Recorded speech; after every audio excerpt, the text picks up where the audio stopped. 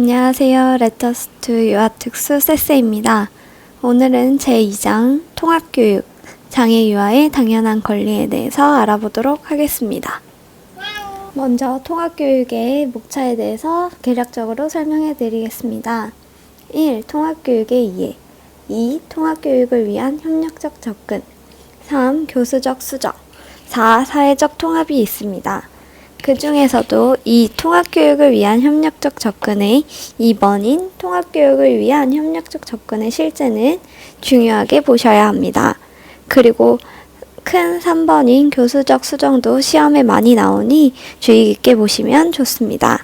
1. 통합교육의 이해 먼저 통합교육의 이론적 배경에 대해서 알아보도록 하겠습니다.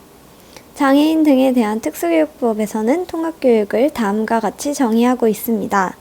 특수교육 대상자가 일반 학교에서 장애 유형, 장애 정도에 따라 차별을 받지 아니하고 또래와 함께 개개인의 교육적 요구에 적합한 교육을 받는 것을 통합교육이라고 정의하고 있습니다.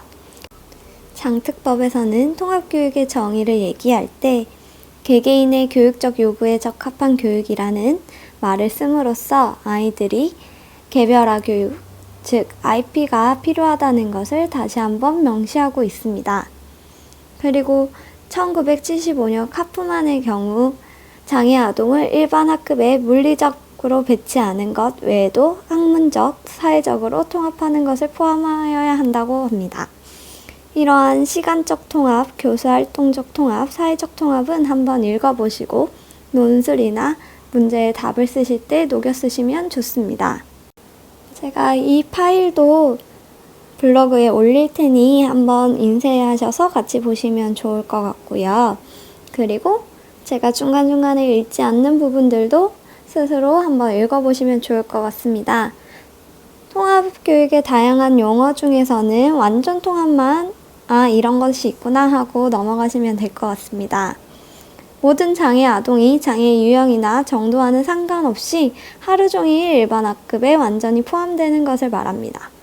지금 유치원 현장에서는 완전 통합을 지향하고 있습니다. 그렇지만 유치원 현실에 따라서 아예 완전 통합은 어려운 경우도 많고 부분적으로 특수학급에 가는 경우도 있지만 지향성은 완전 통합이라는 것을 알고 계시면 좋을 것 같습니다. 역사적 배경에서는 정상화의 원리, 그리고 최소 제한 환경에 대해서 읽어보시고 지나가시면 좋을 것 같아요.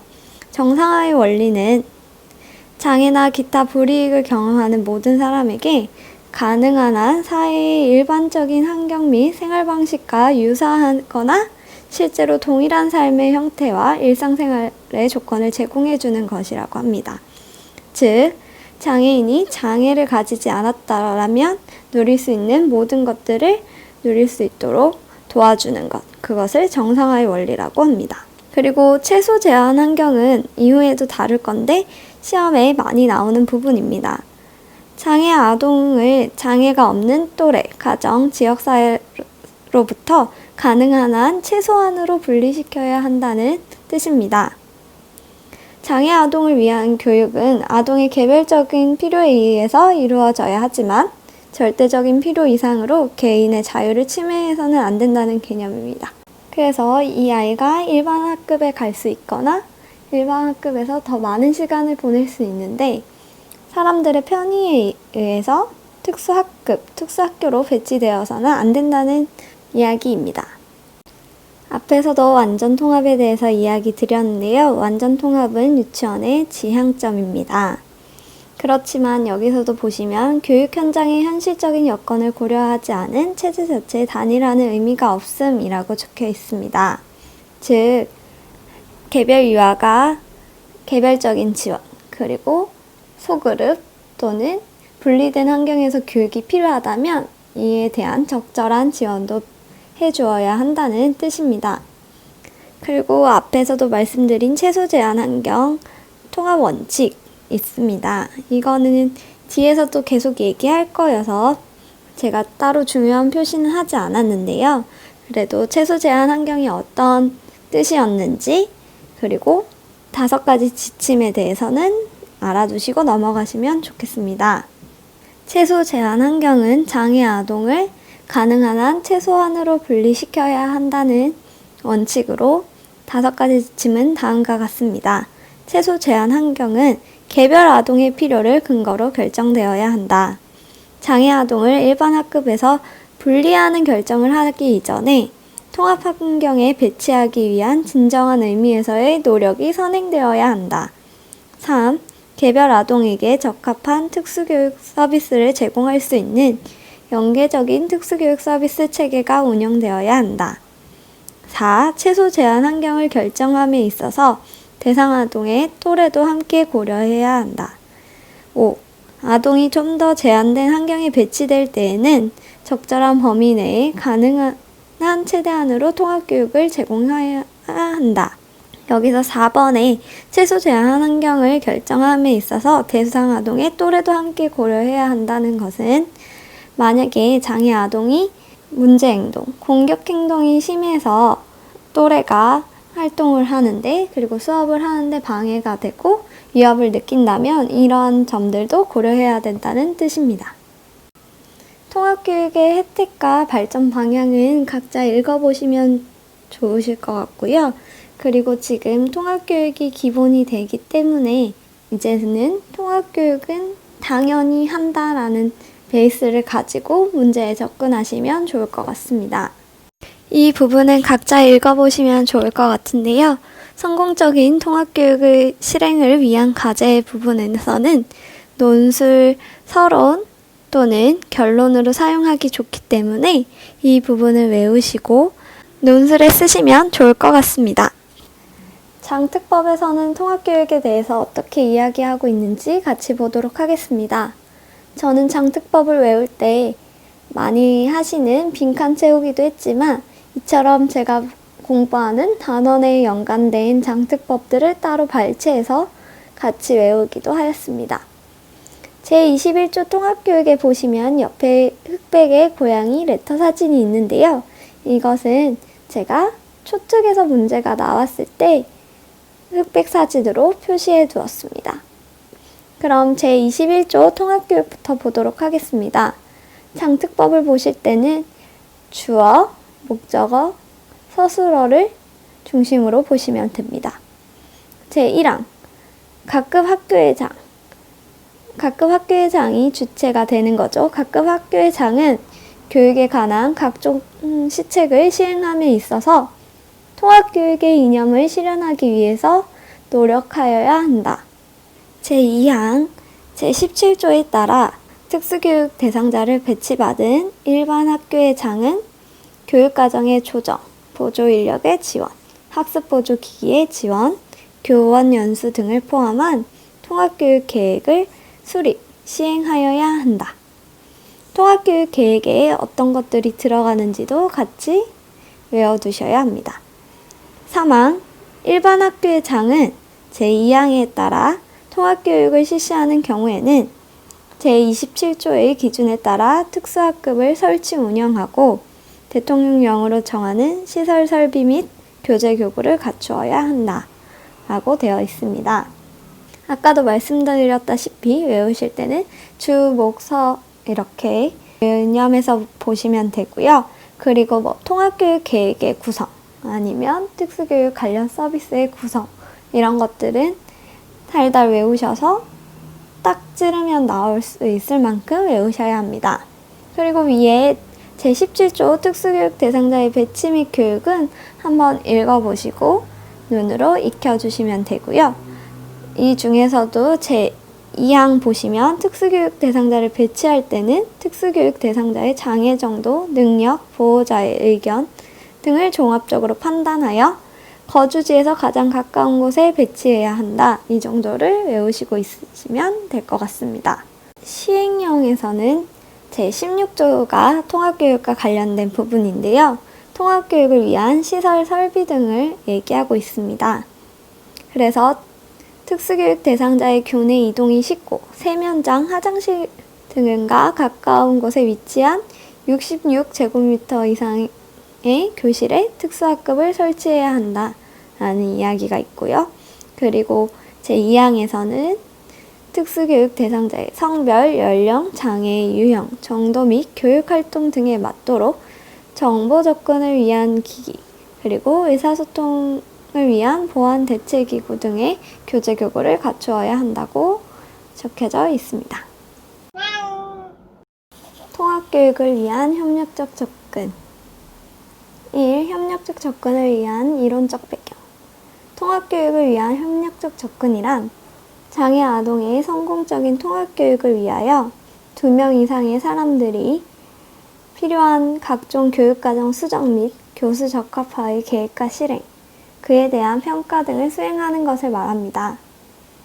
즉, 장애 아동의 교육을 위하여 함께 계획하고 가장 좋은 방법으로 교사하고자 하는 것을 협력적 접근이라고 합니다. 이때 유의해야 될 점은 반드시 두 교사가 함께 가르쳐야 하는 것은 아닙니다. 협력적 접근의 중요성. 이 부분에 대해서는 각자 한번 읽어보시면 좋을 것 같고요. 그리고 문제도 그렇고 요즘 유아교육 현장에서 협력적 접근을 중요하게 생각하는 만큼 이 부분에 대해서 알아두시고 논술에 또는 면접에 사용하시면 좋을 것 같습니다. 그럼 통합교육을 위한 협력적 접근의 실제에 대해서 알아보도록 하겠습니다.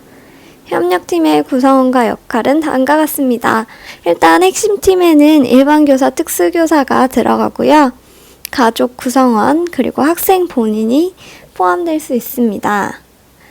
그리고 이 외에도 다른 교사들, 그리고 관련 서비스 제공자, 또래, 특수체육교사, 그리고 특수교육 실무사 등이 있는데요. 저 같은 경우에는 협력적 접근을 하기 위해서 아이가 다니고 있는 치료센터의 서비스 제공자분들께 협력을 요청하는 공문을 보내고 찾아가고 아니면 서면으로 답변을 받는 등 그런 협력적 접근 활동들을 했었습니다. 일단 핵심팀에 있는 내용들을 읽어보시면 좋을 것 같고요. 그리고 특수교사 같은 경우에는 이제 협력적 접근을 주도하는 역할이라고 해서 사실 현장에서 특수교사가 마음을 먹어야지만 협력교수가 되는, 그리고 협력적 접근이 되는 경우가 많습니다. 현장에서 사실 유아교육 교사들이 아직 통합에 대해서 조금 어려워하고 힘들어하고 부담스러워하는 경우도 있는데, 이럴 때 특수교사가 일반 교사에게 더 친근하게 말하고 더 잘 자세히 설명해주고 전문 지식들을 나누어주고 함으로써 우리 아이들을 위한 협력적 접근이 잘 이루어질 수 있겠죠. 제 확장팀에는 부모, 관련 서비스 제공자, 학교 행정가, 특수교육 보조원, 특수교육 실무사라고도 하죠. 이런 분들이 있는데요. 부모 같은 경우에는 진짜 부모와 교사의 협력이 정말 중요합니다. 내가 어떤 교육을 하려고 할 때 유치원에서 있는 시간은 4시간 정도밖에 안 되거든요. 그래서 이게 가정에서도 연계돼서 지도할 수 있도록 부모님과의 관계를 잘 형성하고 협력을 열심히 하는 것이 좋습니다. 그리고 관련 서비스 제공자 같은 경우에는 제일 첫 줄에 보시면 다양한 치료를 포함하는 관련 서비스도 일반 교육과정 내에서의 아동의 성취와 연결되어야 함이라는 이야기가 있어요. 그래서 저는 이제 일반 교육과정 내에서도 치료실에서 하는 활동들을 조금 더 포함시키기 위해서 치료실 선생님들이랑 전화나 서면으로 주고받기도 하고, 그리고 제가 원하는 목표도 치료사 선생님께 얘기 드리기도 했었습니다. 학교 행정가 같은 경우에는 이제 유치원으로 치면 원장님, 원감님 등의 학교 관리자와 이제 장학사 등의 행정 인력을 지칭하는데요. 이분들의 지원이 통합을 향한 일반 교사의 태도에도 영향을 미치고 모든 유아를 위한 학습 공동체 형성을 촉진하는 결정적 요인이기 때문에 학교 행정가를 대상으로 하는 장애 인식 개선 교육도 이제 현장에 나가셔서 열심히 해주시면 좋을 것 같습니다. 그리고 특수교육 보조원, 서울에서는 특수교육 실무사라고 이야기를 하는데요. 여기 보시면 지금 칼라로 되어 있는 고양이 레터 사진이 있는데 이제 칼라 같은 경우에는 유특에 나온 문제를 표시해 둔 겁니다. 이제 특수교육 보조원은 사실 유치원 현장에서 가장 긴밀하게 협력해야 되는 존재인데 좀 가장 어렵기도 한 존재예요. 아무래도 연령대가 좀 있으시고 그리고 현장 경험이 좀 많으시다 보니까 사실 신규 선생님들이 오시면 제일 어려워하는 부분이기도 해요. 그렇지만 이분들과 함께 잘 협력을 해야지 우리 아이들을 더 잘 가르치고 내가 만약 이 반에 못 들어갔을 때도 우리 실무사님께서 잘 챙겨주실 수 있으시거든요. 그래서 보시면 특수교육보조원의 장특법 시행규칙 제5조 1항에 보시면 어떤 걸 해야 하냐. 교사의 지시에 따라 교수학습 활동, 신변 처리, 급식, 교내 활동, 등하교 등 특수교육 대상자의 교육 및 학교 활동에 대해서 보조 역할을 담당해야 합니다. 그리고 이러한 보조원에 대해서 적절한 훈련, 사전계획, 사업평가, 지속적인 보완 등이 반드시 이루어져야 하고요.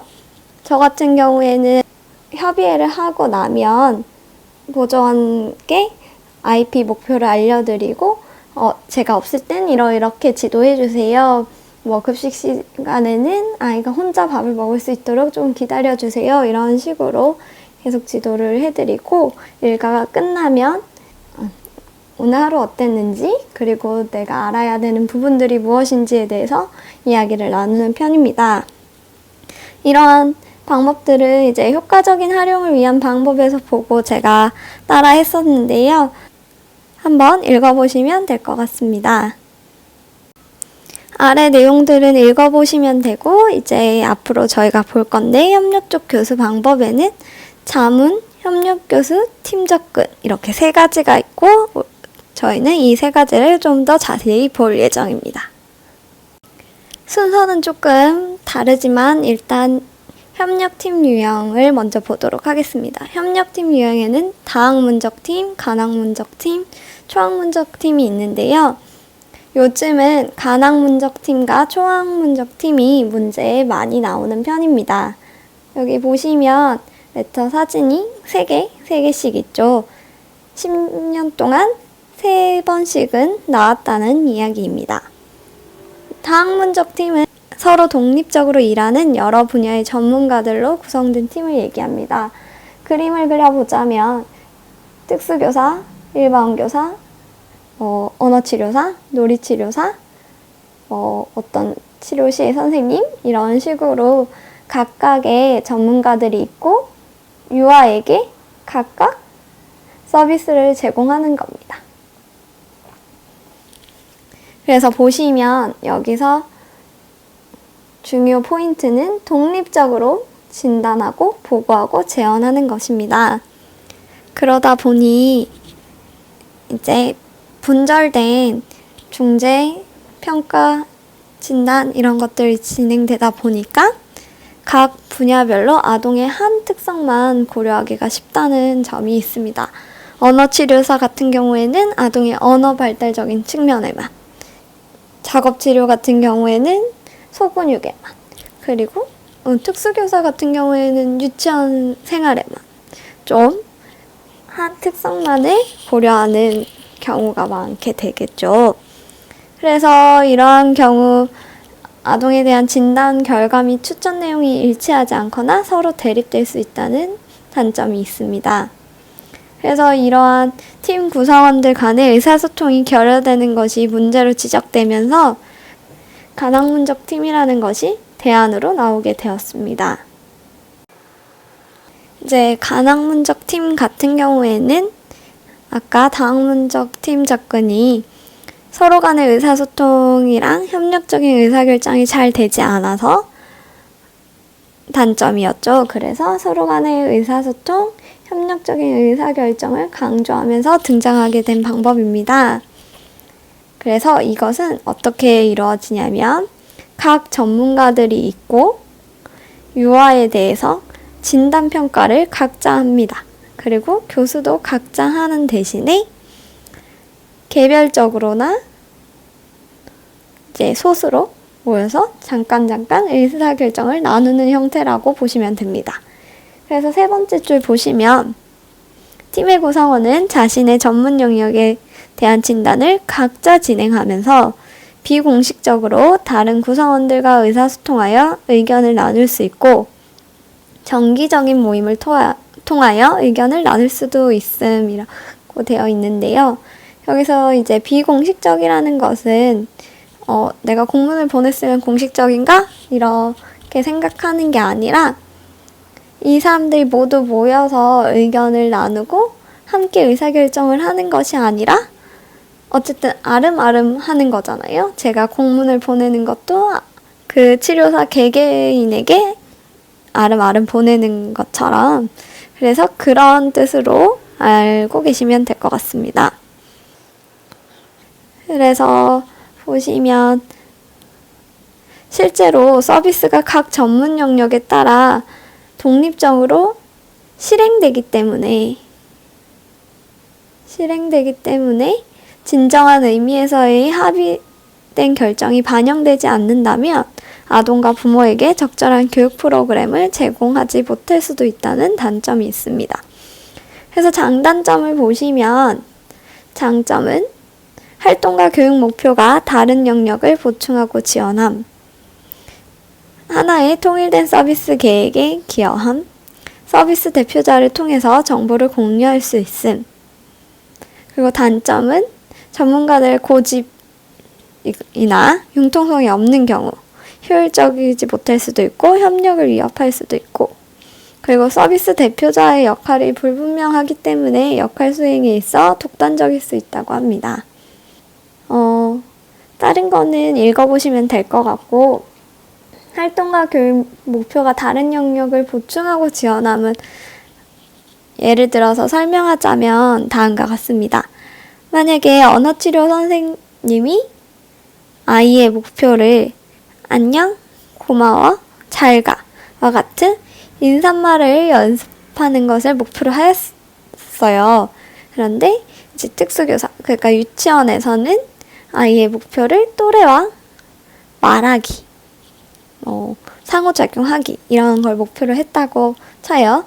그러면 또래와 말하기를 할 때 안녕, 고마워 이런 것도 하잖아요. 그러면 그런 유치원에서의 교수가 언어치료실의 목표를 보충하고 지원할 수 있고 그 언어치료실에서 연습한 인사말들이 유치원에서 또래와 상호작용할 때 도움이 되겠죠. 그런 의미라고 생각하시면 됩니다.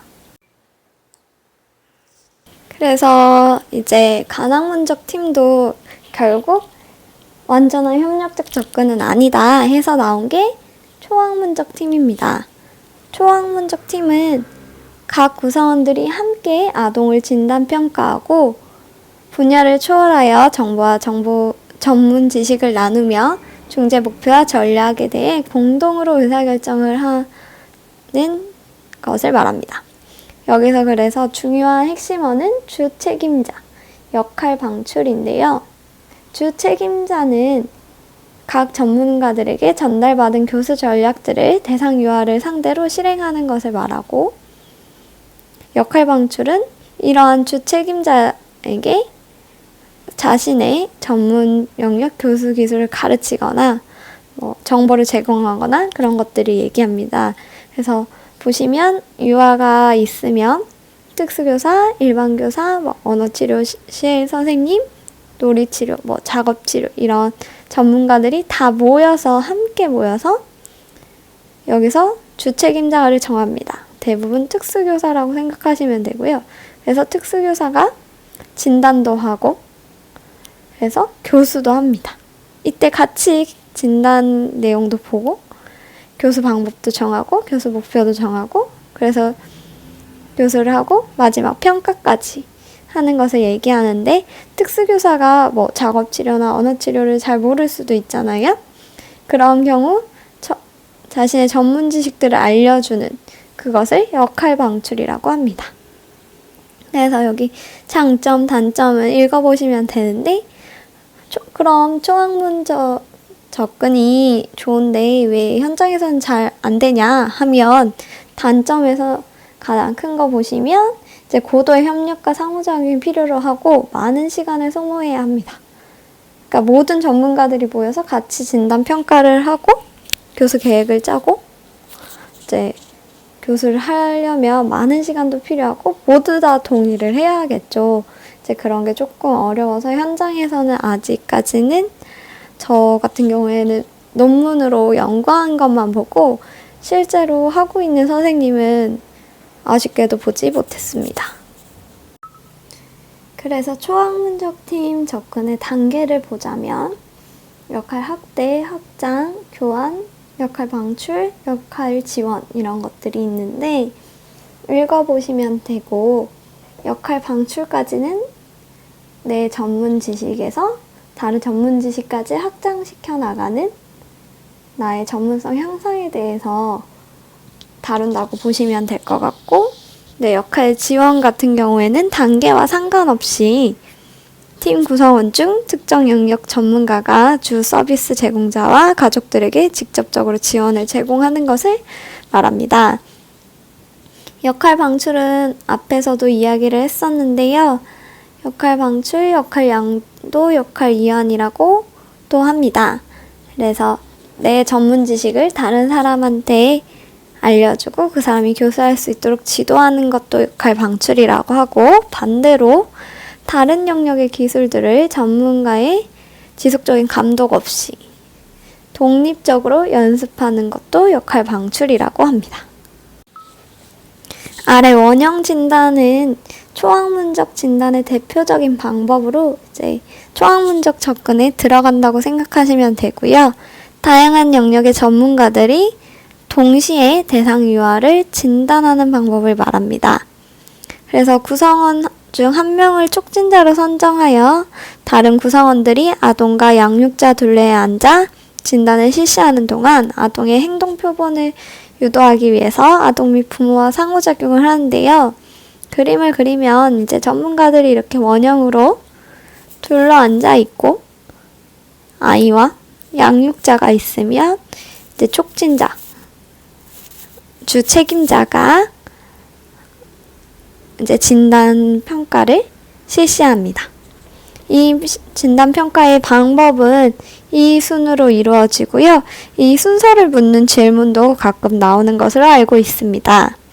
그래서 이러한 원형 진단의 장점은 유아랑 가족들이 진단에 소모되는 실질적인 시간을 절약하고 같은 정보를 반복해서 제공하지 않아도 되고 그리고 팀 구성원들 간의 의견을 종합하고 일치시키기에 효율적이라는 장점이 있습니다. 영상이 생각보다 길어져서 오늘은 여기까지 하고 다음에 또 올리도록 하겠습니다. 쎄쎄였습니다.